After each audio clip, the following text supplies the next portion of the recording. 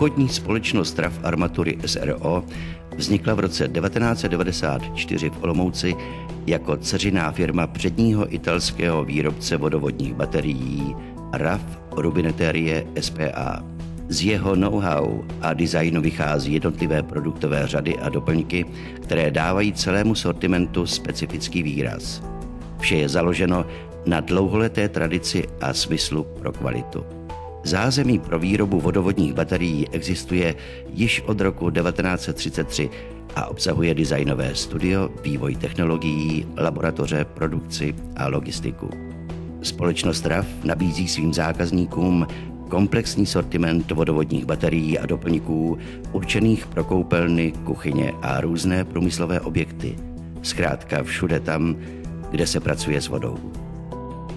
Výrobní program je tvořen základními sériemi baterií, které jsou sestaveny v jednotném tvarovém a funkčním duchu a dokážou vybavit koupelny a kuchyně.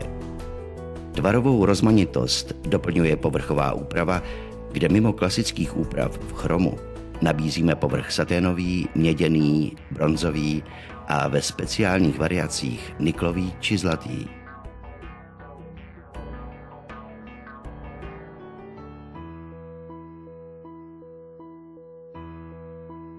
Novinky v našem sortimentu jsou každoročně prezentovány na veletrzích jak v České republice, tak i v zahraničí. Stavební veletrhy Brno jsou největšími v celé střední a východní Evropě. Jde o prestižní událost, kterou pravidelně navštěvuje téměř 100 000 návštěvníků z celého světa. Novinky a nejnovější trendy v oboru zde prezentuje téměř 1500 firem, včetně většiny lídrů v dané oblasti. Produkty nabízené naší společností jsou opatřeny všemi potřebnými certifikáty k uvedení na českém trhu a jsou podpořeny osvědčením firmy podle ISO 9001. Většina výrobků má specifické garanční podmínky vyznačující se prodlouženou záruční dobou.